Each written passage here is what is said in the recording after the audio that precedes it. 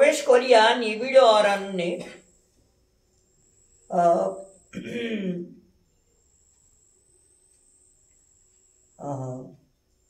বারংবার পলায়ন করে গিরি গুহায় লুকাইয়া রাখিয়া আর পুনঃ পুনঃ আগমন পূর্বক কোন কীট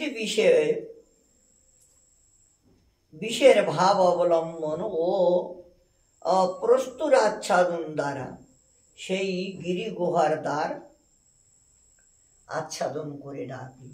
মানে ওই বেরিয়ে আসে আর গুহার দ্বারটা পাথর দিয়ে খুব বড়, মানে 2-10 জনের বাচ্চা ওটা ঠিলে ইয়ে করতে পারবে না, এত বড় পাথর গোপার মুখে দিয়ে মানে আসে একটা করে নিয়ে যায় আর ঢুকাই দিয়ে পাথর দিয়ে বন্ধ করে। মানে এই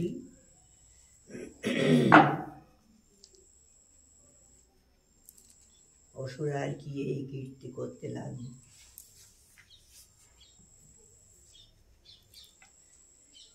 এতা যজ্ঞাত্তা নির্জরারি প্রহারি শিষ্টান কষ্টন্তং হরন্তং কুমারং ব্যাঘ্রীভূতঃ সিংহবদ গ্রাম সিংহং বিদ্রুত্যাদ অদগ্রহ হিন্যা অগ্রহীচ্চ।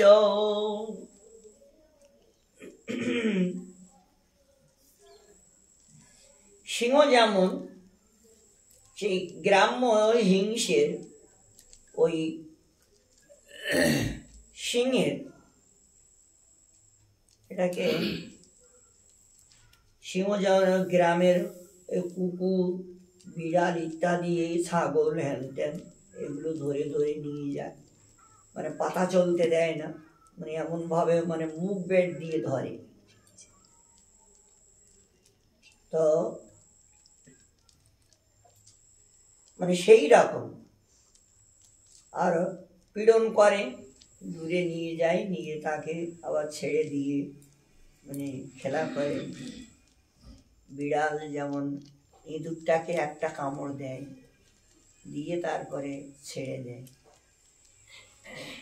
দেয়, ইঁদুরটা একটু গুড় গুড় করে পালাবার চেষ্টা করে, তখন যেই আবার একটু বাচ্চা থাকলে বাচ্চাগুলোকেও দেখায় শিখায় ওই নিয়মটা।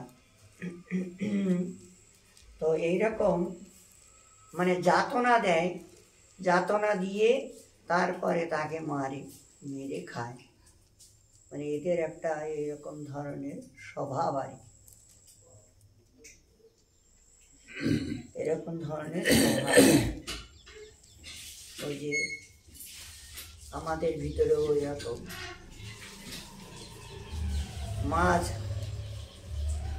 ধুয়ে মানে কড়াইতে দিলেও ছটপট করে, তো ওটা দেখে মানে খুন্তি দিয়ে চেপে ধরে।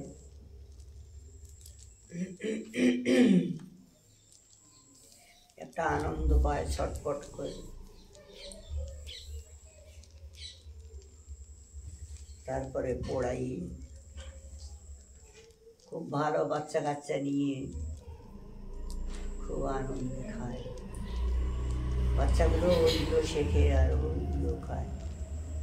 তো জীব জানোয়ার একদে ওরা অভিশাপ তো দেয়, তারপরে ওই যে কষ্ট পায়, সেই কষ্টটা পরবর্তীতে ওর ঘাড়ে এসে চাপে, পেট কাটে, হাত কাটে, মাথা কাটে, পা কাটে, কত রকম যন্ত্রণা। তখন এই ছটফট করতে থাকে, মরে গেলাম। এখন আর কে দেখে? তারপরে জন্মে তো কিছুটা সাজা মেলে, আর পরবর্তীতে আবার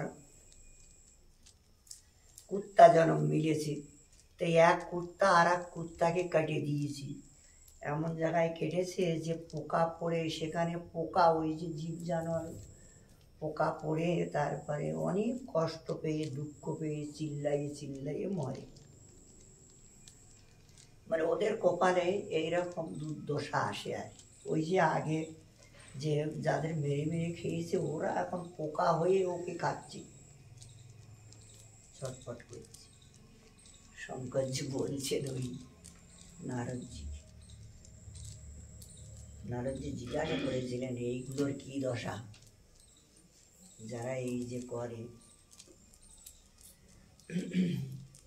তখন আর কি, যত পাখির পাখা আছে কত জন্ম এদের এই কষ্ট ভোগ করতে হয়। ছাগলের গায়ে জীব জানার যত লোম আছে তত জন্ম, মাছের গায়ে যত আঁশ আছে তত জন্ম। এইরকম ধরনের ওদের সাজা প্রাপ্তি, সাজা দেয় বিভিন্ন প্রকারে। কিন্তু একটা জায়গায় মানে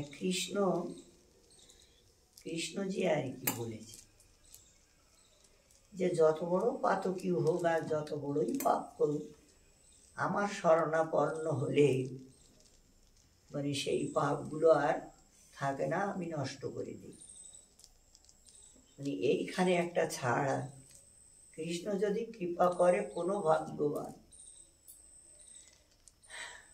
তখন সে এর হাত থেকে বাঁচতে পারে। কিন্তু বাঁচলেও শরীরে ঘা হয়ে যায়,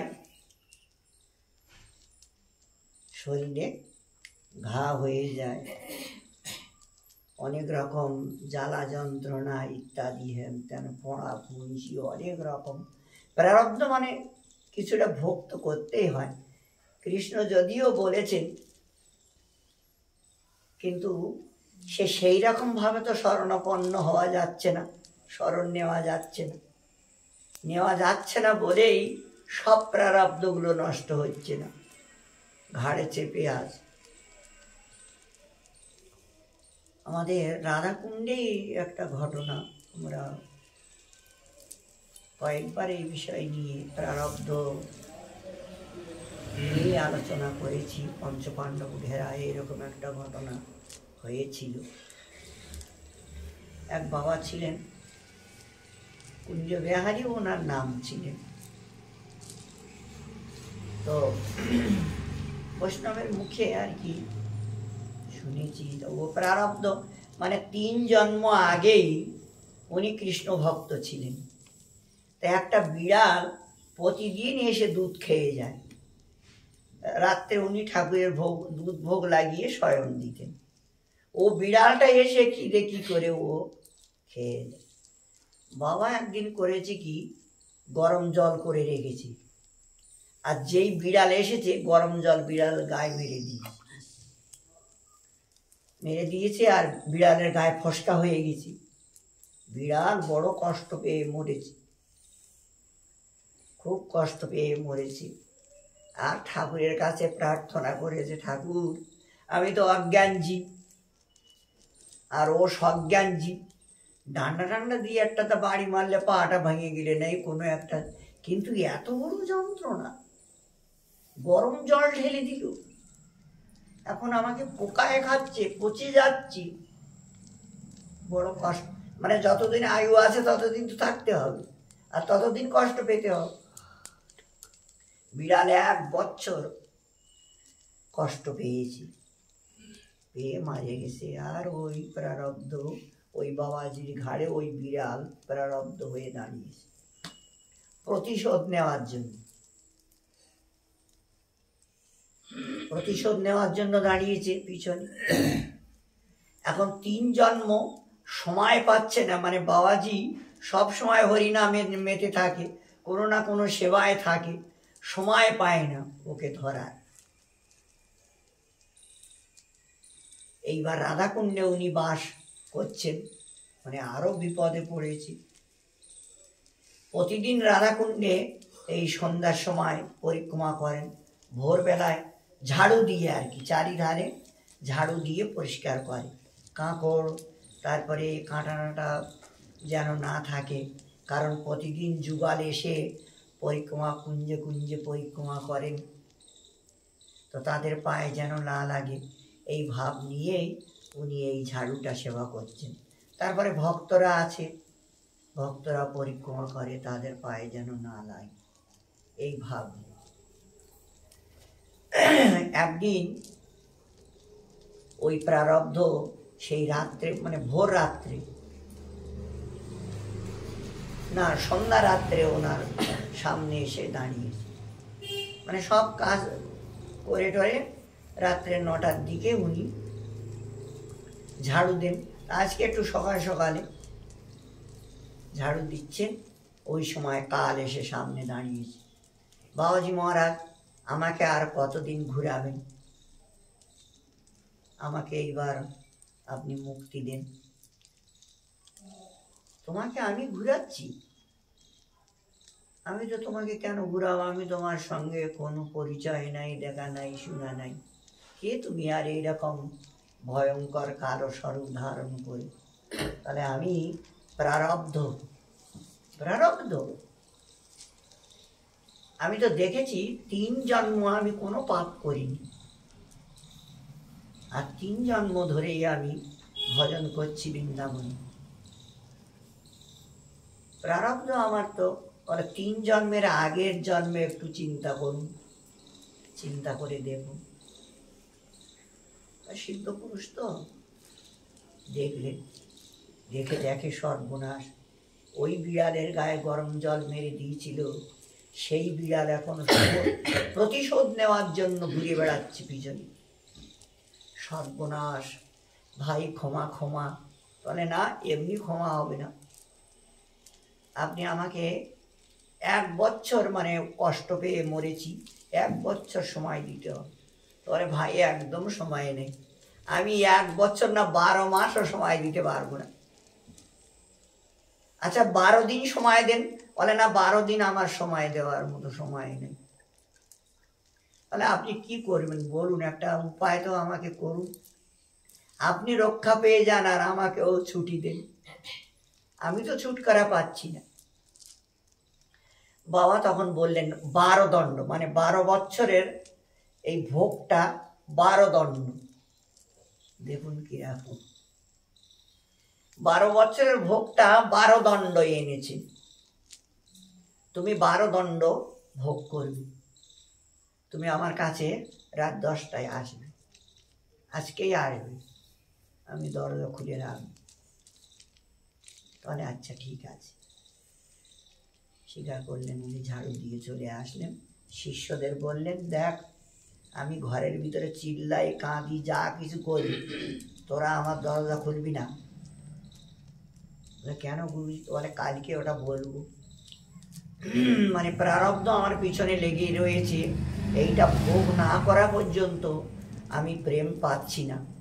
3 জন্ম আমি ভজন সাধন করছি, অথচ প্রেম মিলছে না, প্রারব্ধ পিছনে লেগে রয়েছে বলে। দেখুন কিরকম ভজন সাধন করা আমরা তো আগে খুব সহজ ভাবছিলাম, কিন্তু এখানে এসে এর ভিতরে ঢুকে বুঝতে পারছি যে কত কঠিন।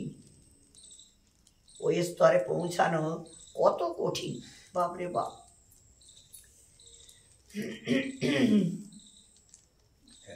তারপরে সেই অনুযায়ী রাত 10টায় এসে প্রারব্ধ ওনাকে ধরলেন।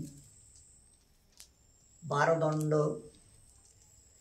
ধরার সঙ্গে সঙ্গে প্রথমে জ্বর হলো, জ্বরের থেকে শরীরে ফসকা হয়ে গেল, ফসকার থেকে ফসকা ফেটে যেয়ে তার ভিতরে পোকা কিলিবিলি করে মাংস কেটে বের করতে লাগলো। উনি এই দৃশ্যটা দেখেই অজ্ঞান হয়ে গেল, মাংস কেটে বের করে দিচ্ছে, অজ্ঞান হয়ে পড়লেন। তারপরে প্রারব্ধ ভোগ করে চলে গেল। সকাল হয়ে গেছে, বাবা আর ঘরের থেকে বেরোচ্ছে না, সেবকেরা ব্যস্ত হয়ে গেছে। দরজা খুললেন, যাইয়ে দেখলেন যে শুধু মানে হাড়ের উপরে চামড়াটা জড়ানো আছে, আর কিছুই নেই।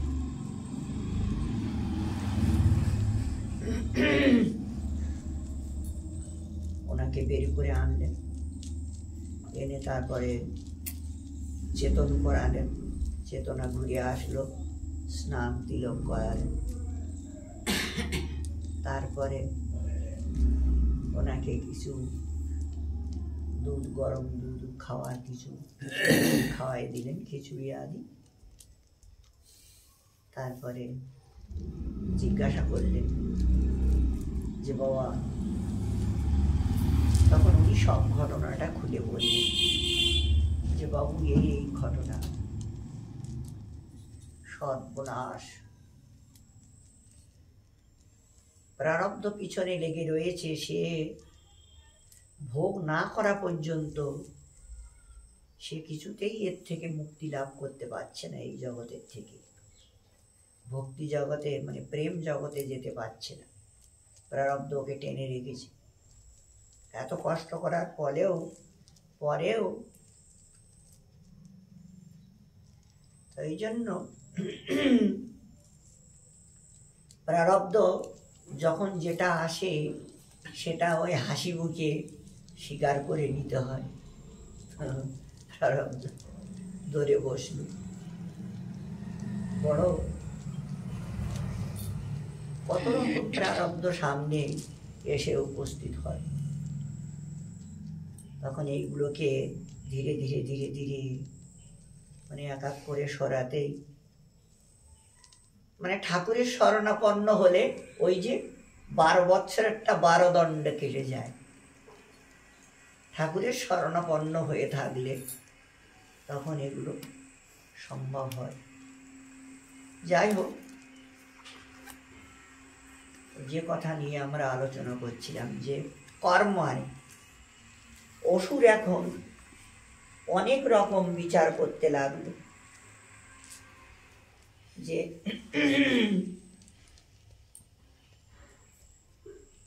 সে দেখলো যে এই বাচ্চাগুলো চুরি করে রেখে পাথর দিয়ে আটকে দিয়ে, এটা তো এদেরকে মেরে খেলে একটা উপকার হবে, কিন্তু আমার স্বামীর মানে বেশি সন্তুষ্ট হবে এই বালকটাকে মানলে, মানে কৃষ্ণকে মানলে।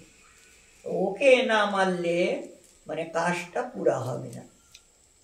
তা সেই রূপ অসুর আর কি প্রহারী শ্রীকৃষ্ণ শিষ্ট বালক দিগকে কষ্ট দিয়া ওই অসুর হরণ করিতেছে জানিয়া ব্যাকুলভাবে তার নিকটে গমনপূর্বক তাকে ধারণ করিলেন, এবং যাওয়ার সঙ্গে সঙ্গেই মানে কৃষ্ণ রাগে এমনভাবে একটা কিল মারল অসুরটাকে, অসুর একদম অজ্ঞান হয়ে পড়ল।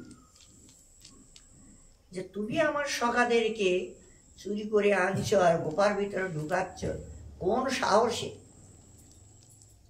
তুমি কি ভাবছো? তোমার মতো কত অসুরকে আমি আছাড় দিয়ে মারলাম, কিল দিয়ে মারলাম, আজকে তোমাকেও দেখাচ্ছি। এই সাঙ্গ ব্যঙ্গাত স্পষ্ট ভূমিষ্ঠমানং কৃষ্ণাডিম্বাস্তং ততোহ খৌনি পৃষ্ঠে আপাত্তথো প্রাণো বাত্মনিরুন্ধন অব্যাগ্রীকৃতাং অলম্ভ কল্পং চকার। তারপর স্বকীয় অঙ্গের ক্ষুদ্রতা বশত বালক দিগকে আকর্ষণ করিয়া তার মর্যাদা স্পষ্টই ভূমিষ্ঠ হইয়াছিল, তাকে ভূতলে নিক্ষিপ্ত করিয়া পরে তার প্রাণ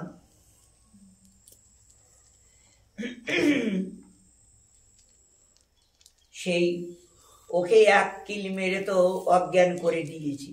তারপরে বালক সভা বাছুটাও যা নিয়েছিল সবাইকে বের করে এনেছি, বের করে এনে তারপরে এইবার শুরু হলো। কারণ ওদেরকে তো দেখা যাবে, ওরা যে আবার বলবে ঘরে যেয়ে, ওদেরকে না দেখাই করলে তো হবে না, ওদেরকে জানাতে হবে। এই তো যজ্ঞ পশুকে যেমন বধ করে সেই রকম ধর্ম, সেই পশুর মতো উনি তাকে বধ করেছিলেন।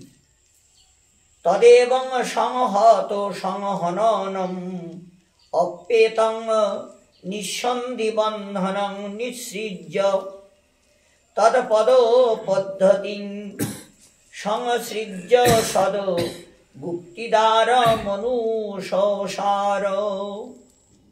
অতএব এই রূপে তার শরীরের সন্ধিস্থান সকল দৃঢ়তা বিশিষ্ট হইলেও শ্রীকৃষ্ণ তাহাকে সন্ধিবন্ধন হইতে বিচ্যুত করিয়া পরিত্যাগ করিলেন এবং তাহার পদক্ষেপের চিহ্ন দেখিয়া সেই ভুবিবরের দ্বার অনুসরণ করিলেন।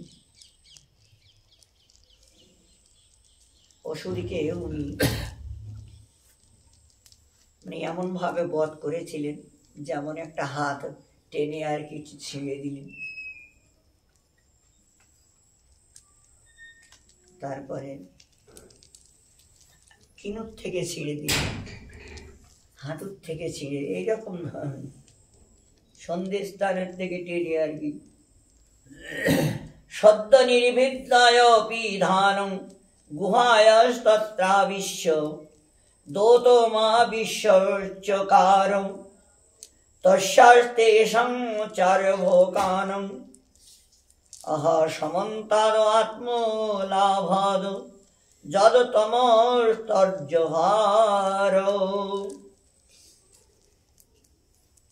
তারপর তৎক্ষণাৎ গুহার আচ্ছাদন বিদারণ পূর্বক তাহার মধ্যে প্রবেশ করিয়া দীপ্তি প্রকৃত করিলেন। তখন গুহার চারিদিকে যে অন্ধকার এবং সেই সকল বালকদিগের যে অজ্ঞান তিমির ছিল, শ্রীকৃষ্ণের আবির্ভাবে উভয়ে অন্ধকার বিনষ্ট হইল।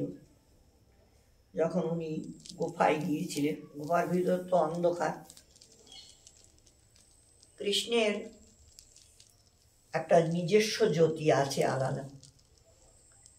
তাছাড়া ওনার কাছে সমন্তক মণি হার রয়েছে, বা হারের যে রকেট আছে সেই রকেটে চন্দ্রকান্ত মণি বসানো আছে। তারপরে বাজুতে ওই রকম চন্দ্রকান্ত মণি বসানো আছে। তো মানে যতই অন্ধকার হোক সেখানে প্রবেশ করলেই একদম আলো হয়ে যায়। বনের ভিতরে গেলে বন আলো হয়ে যায়, যেখানে যাবে সেখানটায় আলো হয়ে যায়। নিজের জ্যোতি তো আছেই, তাছাড়া এদের জ্যোতিতেও সেখানটায় আলো হয়ে যায়। গোফায় প্রবেশ করতেই গোফার ভিতরটা একদম আলো হয়ে গেল। তখন যে সঙ্গ দুঃখম তদ গুহায় আর্তরোধে তদ বন্যাসীদ যদ বদে তদ আহ বিয়োগে দৃষ্টা কস্মাদেন মিতে বকারিং প্রাণন প্রান্তাকর্ষণেনেব যুগ্ম।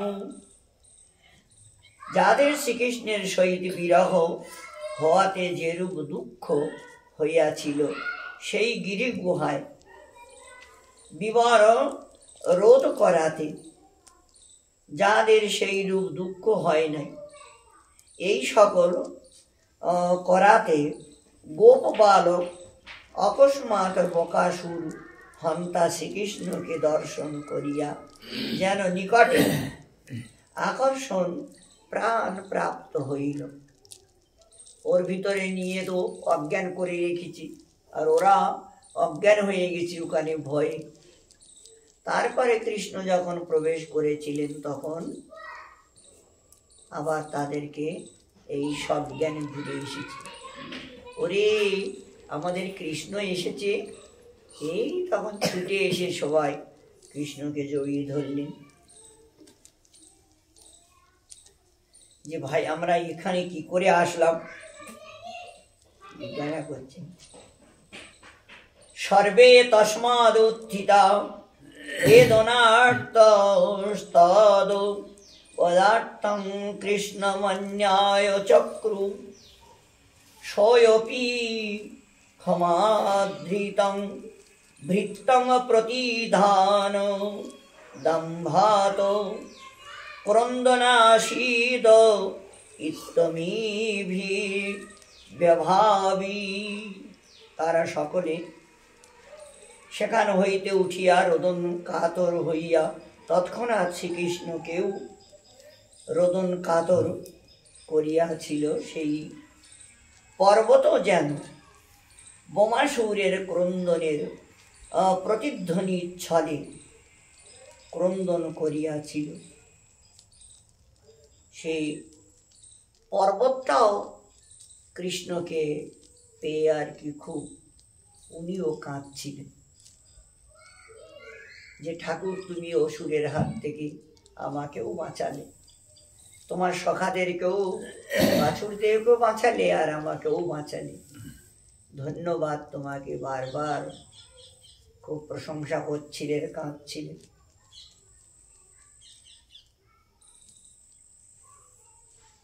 সেই পর্বত যেন বোমাসুরের ক্রন্দনের প্রতিধ্বনির ছলে ক্রন্দন করিয়াছিল। গোপ বালকেরা বিশেষ রূপে এই বিষয় ভাবিয়াছিল কি করে এটা সম্ভব। তস্মাৎ কৃষ্টাস্তেন তং বেষ্টয়ন্তঃ সস্যাৎ তস্য সস্পৃষ্টিত নষ্ট দুঃখঃ দৃষ্টা দৃষ্ট প্রাণো মত্যান্ত ভীষ্মং অহবোমং হৃষ্টা মিত্রগুষ্টি মৌপেয়ু।